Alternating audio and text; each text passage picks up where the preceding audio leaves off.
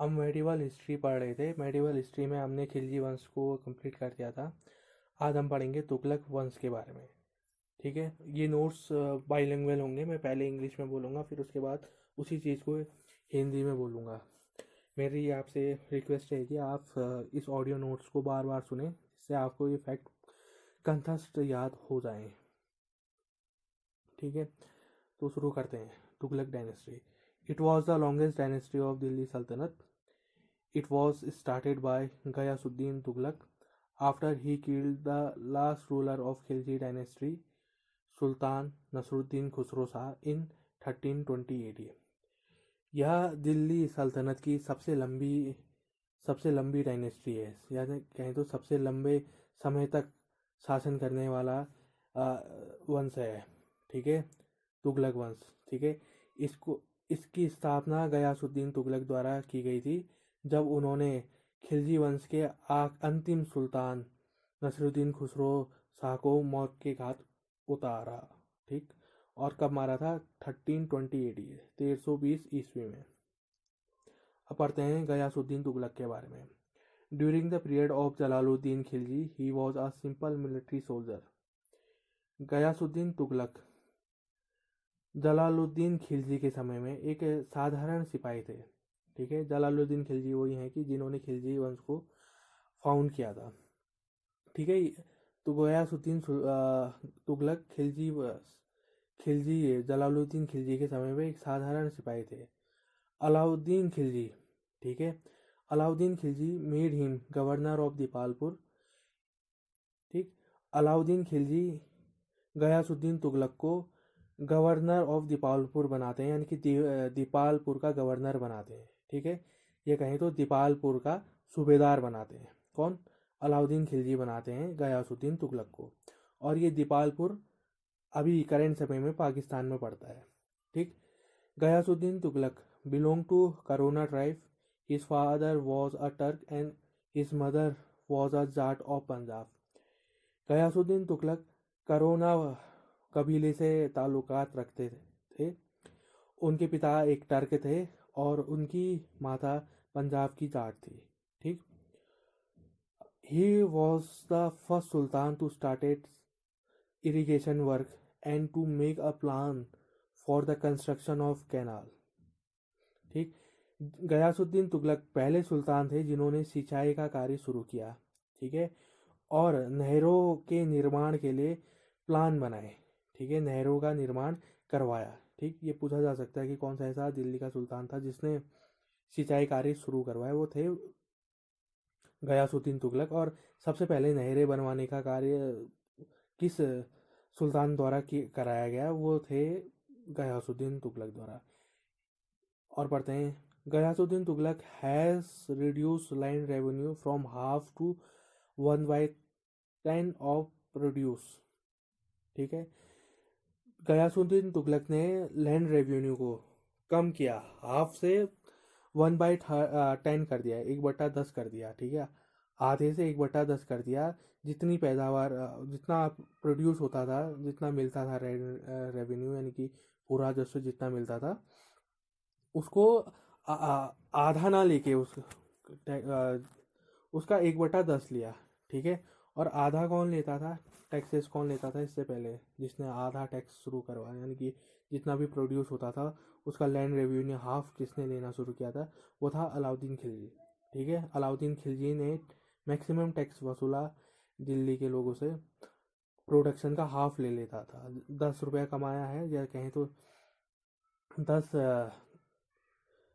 दिनार कमाया गया है, तो 5 दिनार सुल्तान के राजकोष में चले जाता था।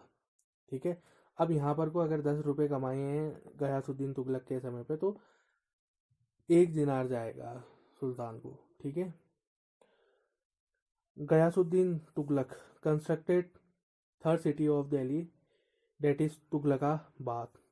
गयासुद्दीन तुगलक दिल्ली का तीसरा शहर बसाते हैं, जिसका नाम वो है तुगलकाबाद रखते हैं। अब ये बताइए, फर्स्ट सिटी ऑफ दिल्ली किसने बनाई? कुतुबुद्दीन ऐबक ने। क्या नाम था? Mehrauli. Second city of Delhi किसने बताई? उसका नाम क्या था? सीरी सिटी था, अलाउद्दीन खिलजी द्वारा बनाई। और थर्ड सिटी ऑफ दिल्ली किसने बनाई? गयासुद्दीन तुगलक ने बनाई और इस सिटी का नाम था तुगलकाबाद। ठीक है। Ghiyasuddin Tughlaq was succeed by his son Jauna Khan, popularly known as Mohammad bin Tughlaq. ठीक है। गयासुद्दीन तुगलक के बाद उनका लड़का जोना खान शासक बना। ठीक है। और जोना खान पॉपुलरली मतलब विख्यात था मोहम्मद बिन तुगलक के नाम से। ठीक है। यानी कि जोना खान का दूसरा नाम क्या था? मोहम्मद बिन तुगलक।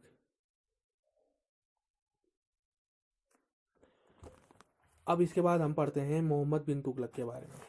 ठीक है। यानी कि गयासुद्दीन तुगलक का लड़का, उसका बेटा, ठीक, मोहम्मद बिन तुगलक, दैट इज जोना खान। ठीक। मोहम्मद बिन तुगलक, मोहम्मद बिन, हिज रियल नेम वॉज जोना खान, ये मैं आपको बता चुका हूँ। मोहम्मद बिन तुगलक का असली नाम जोना खान था। ही was a very knowledgeable person. He had deep knowledge of philosophy, medicine and mathematics, logic. Mohammad bin Tughlaq बहुत ज्ञानी सुल्तान था। ठीक है। इसको फिलोसॉफी की नॉलेज थी, यानी कि दर्शन शास्त्र की नॉलेज थी, और इसे मेडिकल चिकित्सा का ज्ञान था।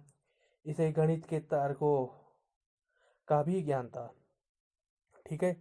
और मोहम्मद बिन तुगलक दिल्ली का ऐसा सुल्तान था जिसने योग्यता के आधार पर पद देना शुरू किया।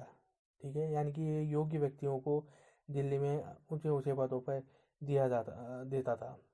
ठीक। अब आगे बढ़ते हैं। Mohammad bin Tughlaq was a known mixture of opposition. Mohammad bin Tughlaq को जाना जाता है विरोधाभास के मिश्रण के तौर पे। भले था तो ये बहुत ज्ञानी सुल्तान, इसे काफ़ी नॉलेज थी फिलोसफी, मेडिसिन एंड मैथमेटिक्स की, पर फिर भी इसके कार्यों से पता नहीं लगता है कि ये इतना ज़्यादा जानकार था करके, तभी इसे विरोधाभास का मिश्रण कहते हैं। ठीक। नॉलेज होते हुए भी उतना नहीं था performance. Ibn Battuta, Ibn Battuta creations किताब उल रहला also give information about Mohammad bin Tughlaq. ठीक है। Ibn Battuta was a Morocco traveller, visited India during his period. ठीक। इब्न बतूता जिन्होंने किताब उल रहला की रचना करी, किसकी? किताब उल रहला की रचना किसने करी? इब्न बतूता ने करी। किसने? इब्न बतूता ने करी किताब उल रहला की रचना। ठीक है। इस किताब उल रहला में इब्न बतूता ने मोहम्मद बिन तुगलक के बारे में बताया था। ठीक है।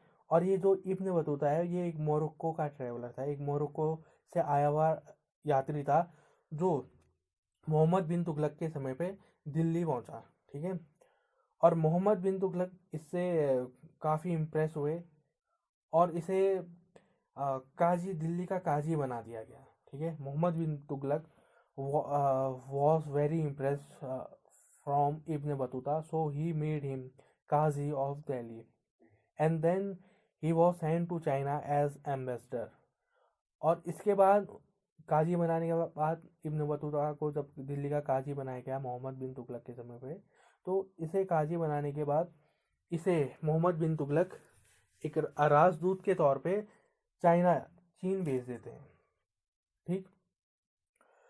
Mohammad bin Tughlaq shifted his capital from Delhi to Devagiri. Mohammad bin Tughlaq अपनी राजधानी को दिल्ली से देवगिरी शिफ्ट करते हैं। ठीक है। कहाँ स्थानांतरित करते हैं? दिल्ली से देवगिरी शिफ्ट करते हैं और बाद में इस देवगिरी का नाम वो चेंज कर देते हैं, इसका नाम दौलताबाद कर देते हैं। ठीक है। कहीं कहीं ऐसा भी लिखा होगा कि किसने अपनी राजधानी दिल्ली से दौलताबाद शिफ्ट करी, स्थानांतरित करी, तो वो थे मोहम्मद बिन तुगलक।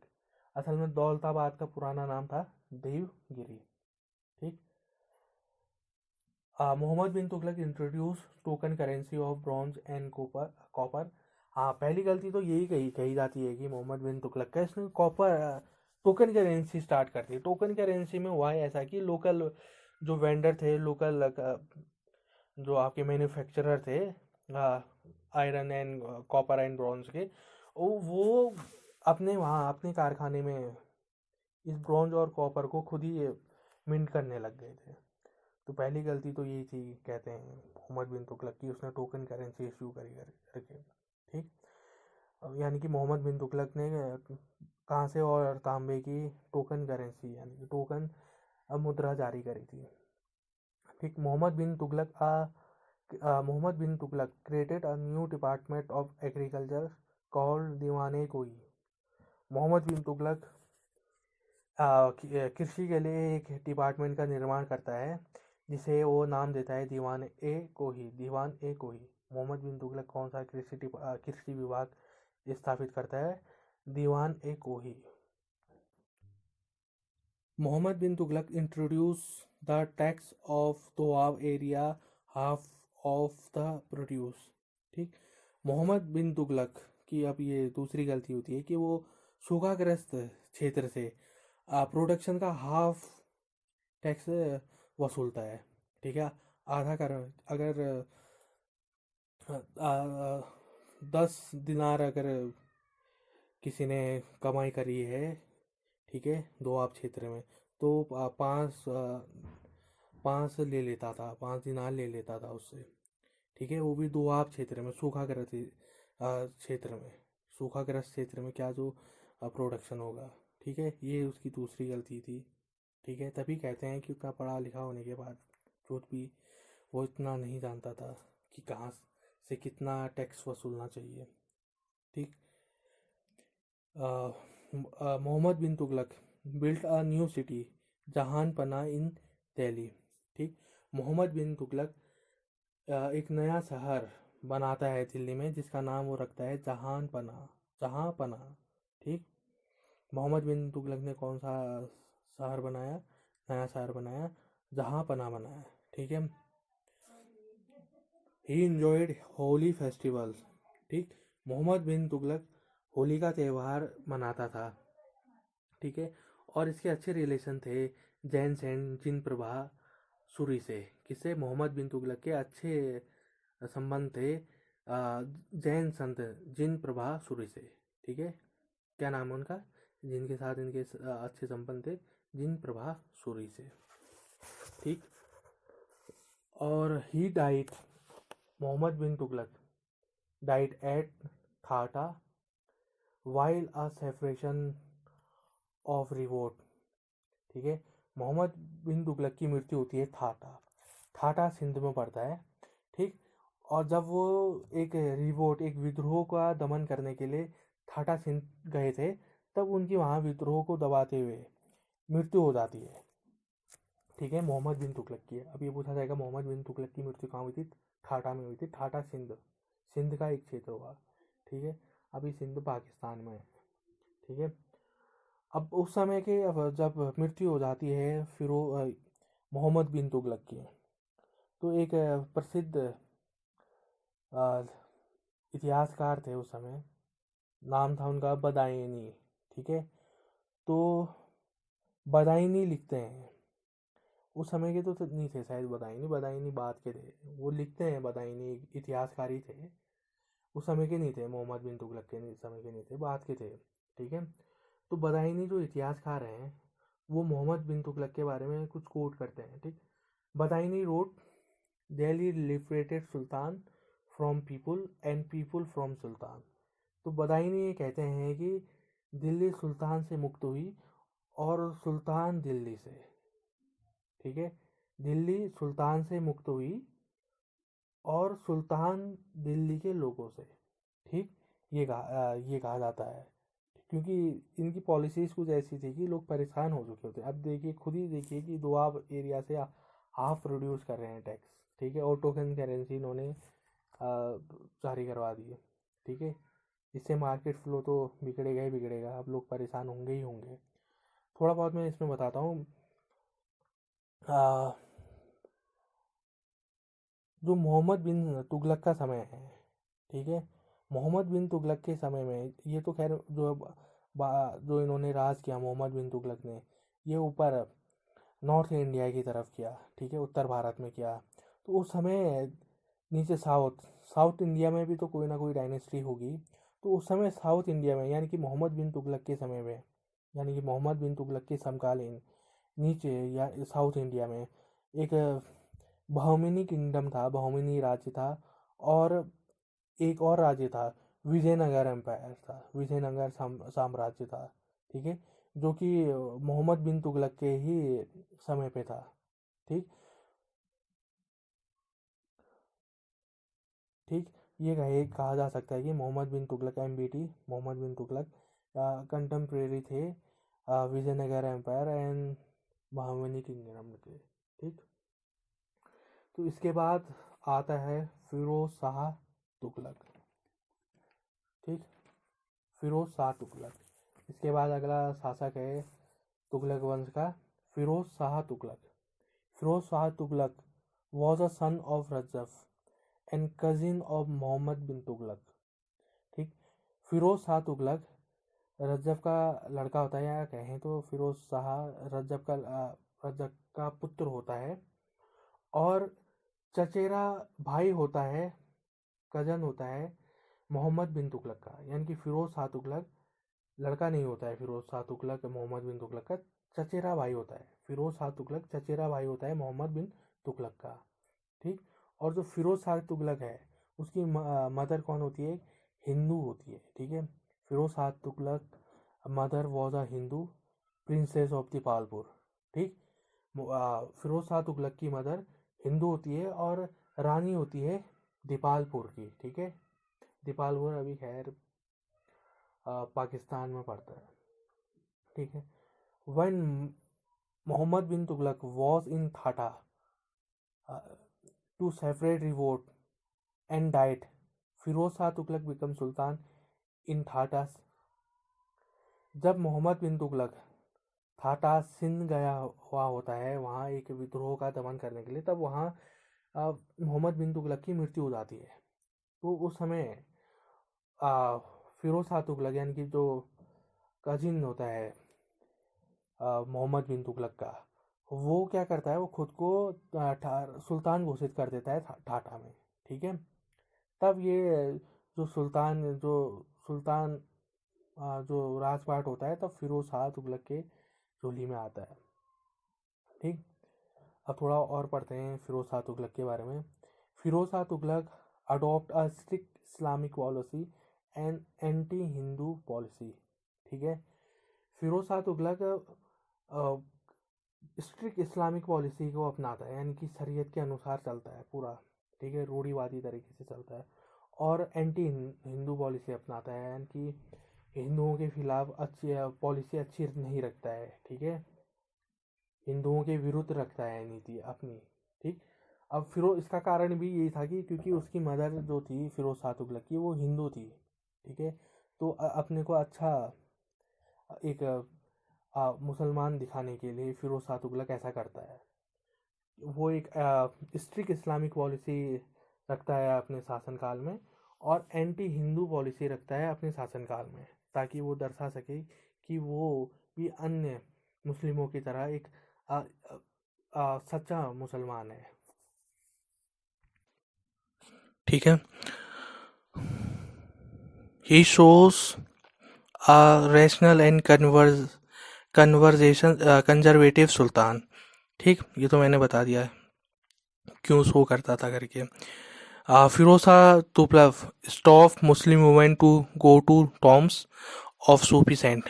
फिरोज शाह तुगलक ने औरतों का, मुस्लिम औरतों को सूफी सेंट की के टॉम्स, या कहें तो उनके टॉम्स पे जाने से पे रोक लगाई। ठीक है, he stops Muslim women to go to tombs of Sufi saint. ठीक है, इसने मुस्लिम औरतों को सूफी संतों की दरगाह पर जाने से रोक लगा दी। ठीक, he made jizya a separate tax and he impose this tax upon a Brahmin for a first time in the history of sultanate period. ठीक, इसने जजिया को फिर से इम्पोज करवाया, री इम्पोज करवाया, और ये टैक्स अब ब्राह्मणों के ऊपर भी लगाया गया। ठीक है, पहले जजिया ब्राह्मणों के ऊपर नहीं लगता था। था ये रिलीजियस टैक्स हिंदुओं के ऊपर लगता था, पर हिंदुओं में ब्राह्मणों के ऊपर नहीं लगता था।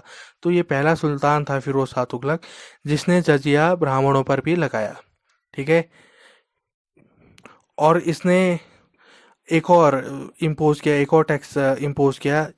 इस टैक्स का नाम है हक ए सर्व। क्या? हक ए सर्व। ठीक है। ये एक तरीके का इरिगेशन टैक्स था। ठीक है। इरिगेशन टैक्स यानी कि सिंचाई कर। ठीक। ये पहला सुल्तान था जिसने सिंचाई कर लिया। अगर कोई कोई भी शाही नहरों से पानी को लेता, आ, खेती के लिए लेता, तो ये उस पे कर लगाता। ठीक है। इरिगेशन टैक्स लगाता है जिसे हक ए सर्व कहा गया था। ठीक है। और ये इनकम का 10% था। ठीक है। जितनी भी इनकम होती उसका 10% था। यानी कि अब ये याद रख लीजिए कि सिंचाई पर कर किसने लगाया है। सिंचाई पर कर लगाने वाला सुल्तान था फिरोज शाह तुगलक। ठीक है। अब आगे बढ़ते हैं क्या है। Firoz Shah Tughlaq establish Jaunpur city in the memory of Jauna Khan. ठीक है। फिरोज शाह तुगलक जौनपुर सिटी, जौनपुर शहर का निर्माण करता है जौना खान, या कहें तो जौना खान कौन थे? मोहम्मद बिन तुगलक। मोहम्मद बिन तुगलक की याद में फिरोज शाह तुगलक जौनपुर सिटी का निर्माण करता है। ठीक है। और फिरोज शाह तुगलक ऑथर होता है फुतुहात अ फिरोज शाही। ठीक है। ये पूछा जा सकता है कि फुतुहात ए फिरोज शाही किसने लिखी थी? वो लिखी गई थी फिरोज शाह तुगलक के द्वारा।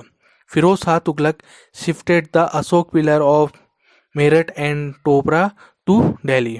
ठीक।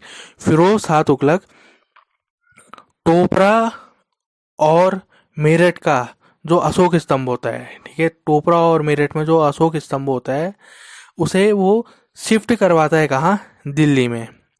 ठीक।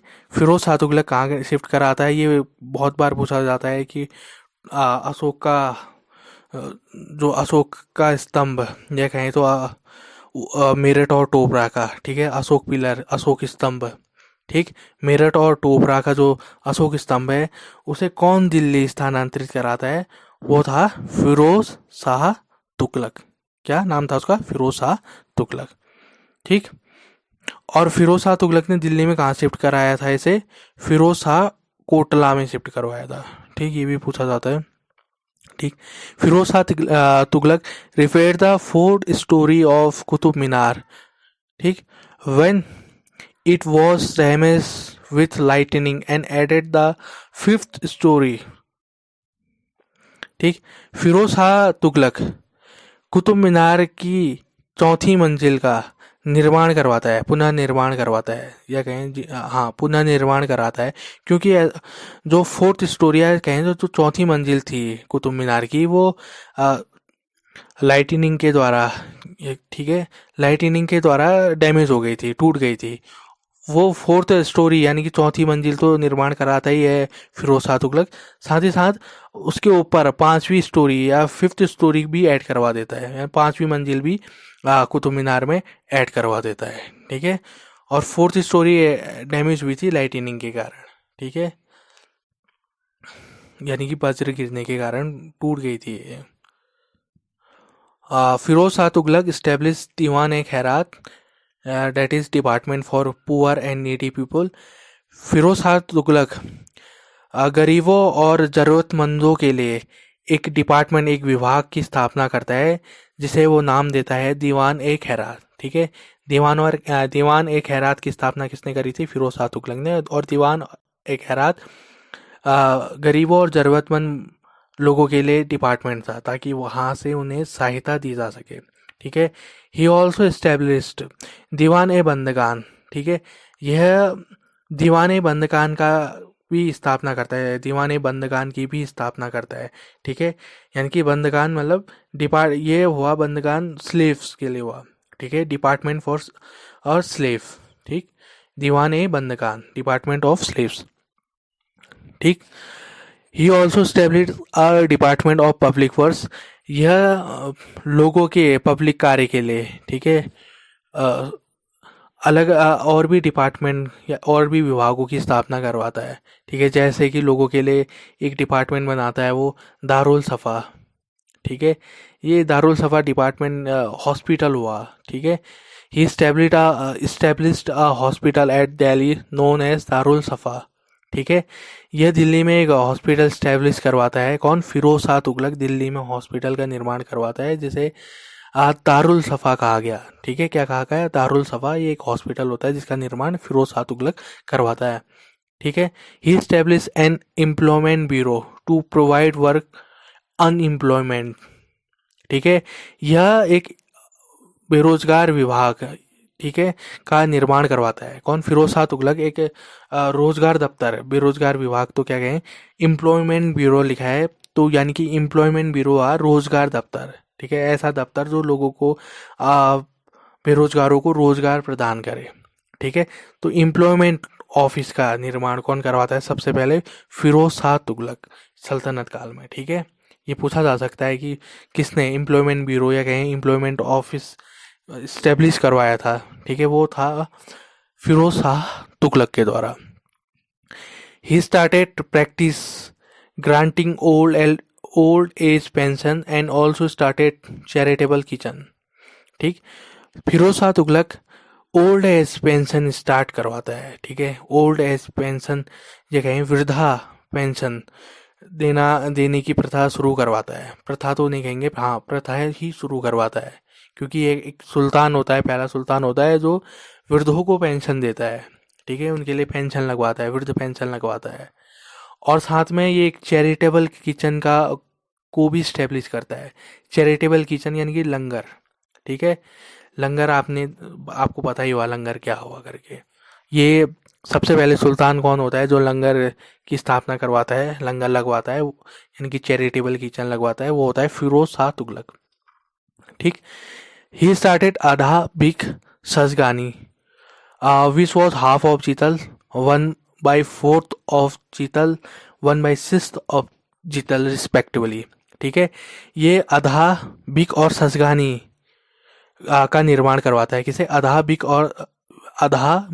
और ससगानी, ये करेंसी होती है। ठीक है, अब जो आधा बिक और ससगानी जो करेंसी है, आधा तो जीतल की क्या होती है? आधी होती है। जितनी जीतल की कॉस्ट होती है, जो जितनी जीतल का प्राइस होता है, उसका आधा तो आधा होता है, हाफ होता है। और बिग जो होती है वो जीतल का 1/4 होता है, 1/4 भाग होता है। यानी कि जीतल का जो प्राइस होता है उसका 1/4 या कहें 1/4 भाग बिग होता है। ठीक है, उसका प्राइस होता है। और सजगानी जो होती है 1/6 यानी कि 1/6 भाग होती है जीतल का। ठीक है, सजगानी। ठीक है, यानी कि ये करेंसी में भी और छोटी करेंसियाँ भी जारी करवाते हैं, जैसे आधा बिक और सजगानी मैंने बता दिया। आधा हाफ होती है जीतल की, बिक 1/4 तो होता है जीतल का, और सजगानी जो होती है 1/6 तो होती है जीतल की। ठीक है, इतना ही था तुगलक डायनेस्टी के बारे में। इसके बाद तैमूर का आक्रमण, उसके बाद और भी इसके आगे के शाह सुल्तान आते हैं तुगलक वंश में, जैसे कि आता है आपका फिरोज शाह तुगलक के बाद आता है तुगलक शाह आता है। कौन? तुगलक शाह। फिर उसके बाद आता है अबू बकर आता है। कौन? अबू बकर। फिर उसके बाद आता है नसरुद्दीन मोहम्मद। कौन? नसरुद्दीन मोहम्मद। ठीक है, और उसके बाद आता है अलाउद्दीन सिकंदर शाह आता है। कौन? अलाउद्दीन सिकंदर शाह। और लास्ट तुगलक शासक होता है नसरुद्दीन मोहम्मद होता है। ठीक है, ये लास्ट तुगलक शासक होता है। अब इसका शासनकाल खत्म होता है तैमूर के इन्वेजन के कारण, तैमूर के आक्रमण के कारण इसका शासनकाल खत्म हो जाता है। किसका? नसरुद्दीन महमूद का। ठीक, अब थोड़ा बहुत तैमूर पढ़ लेते हैं, उसके बाद ये खत्म ही है सब कुछ। फिर तुगलक वंश खत्म ही है, फिर इसके बाद नया वंश शुरू होगा। ठीक, तैमूर इन्वेजन के बारे में पढ़ते हैं। Timur the head of Chagatai Turk and the ruler of Mongols in Central Asia. ठीक, तैमूर चगताई टर्कों का मुखिया होता है और सेंट्रल एशिया में जो मंगोल है वहाँ का शासक होता है। ठीक है, ये इन्वेट करता है इंडिया में या आक्रमण करता है इंडिया में 1398 AD 1398 ईस्वी में ये भारत पे आक्रमण करता है। ये बाह्य आक्रमण होता है during the period of Nasiruddin Mohammad the last ruler of Tughlaq dynasty. और इस समय भारत में शासनकाल होता है तुगलक वंश के नसरुद्दीन महमूद का। ठीक है, तो इसे डिस्प्लेस कर देता है Timur. Timur nominated Khizr Khan to ruler over Punjab and himself return to Central Asia. ठीक, Timur remain in Delhi for 15 days. ठीक, तैमूर नॉमिनेट करता है खिजर खान को to ruler over Punjab, Punjab के रूलर के तौर पे, और नॉमिनेट भी करता है, दिल्ली का राजपाट भी इसी को दे देता है तैमूर। ठीक है, किसको? खिजर खान को। और खुद 15 दिन रुकता है करीबन दिल्ली में, और फिर उसके बाद सेंट्रल एशिया यानी कि अपने मंगोल वापस लौट जाता है। ठीक है, थोड़ा बहुत और पढ़ते हैं। तैमूर ने खिजर खान को मुल्तान, लाहौर तथा दीपालपुर का शासक नियुक्त किया था। ठीक है, पंजाब तो मैंने बता दिया आपको, रूलर, पंजाब का रूलर इस्टेब्लिश करवा देता है तैमूर खिजर खान को, पर इसके अलावा भी और जगह का शासक नियुक्त करता है, लाहौर का, दीपालपुर का और मुल्तान का। ठीक है, शासक नियुक्त करता है। और तैमूर करीबन 15 दिन ही रुकता है भारत में, इतना मैंने बता दिया। इन्हीं 15 दिनों में वो फिरोजाबाद, मेरठ, हरिद्वार तथा कांगड़ पर भी आक्रमण करता है। ठीक है, कहाँ कहाँ करता है 15 दिन रुकने में? वो तो दिल्ली पे तो करता ही है, मेरठ, हरिद्वार तथा कांगड़ और फिरोजाबाद पर भी आक्रमण करता है। ठीक है, और थोड़ा बहुत और पढ़ लेते हैं तैमूर के बारे में। तैमूर जो होता है उसका पूरा नाम होता है तैमूर लंग। ठीक, तैमूर लंग ट्रांस आक्सियाना का जागीरदार होता है। ठीक है, वहीं का होता है शासक। ये ट्रांस आक्सियाना एक और शब्द है, सेंट्रल एशिया में ही पड़ता है, मंगोल में पड़ता है। ट्रांस आक्सियाना एक जगह होती है। ठीक है, वहाँ का जागीरदार होता है। ठीक, तो तैमूर आता है, 15 दिन रुकता है, आक्रमण वगैरह करता है। ठीक है, और खिजर खान को नियुक्त करता है, नॉमिनेट करता है रूलर पंजाब का और दिल्ली का भी। ठीक है, और चली जाता है वापस से सेंट्रल एशिया, जहाँ का वो शासक होता है। और खिजर खान फिर इसके बाद सैयद डायनेस्टी की स्थापना करता है। ठीक है, और सैयद वंश हम अगले ऑडियो लेक्चर में पढ़ेंगे। ठीक, थैंक यू आज का इतना पढ़ने के लिए। अगर आपको मेरा ये लेक्चर पसंद आए तो उसे ज़रूर से लाइक करें और शेयर करें, उसे बार बार सुनें ताकि आपको ये लेक्चर कंठस्थ होता है, क्योंकि मैंने फैक्ट को बार बार दोहरा के बताया है, और सुनने से पता ही आपको जल्दी याद होता है।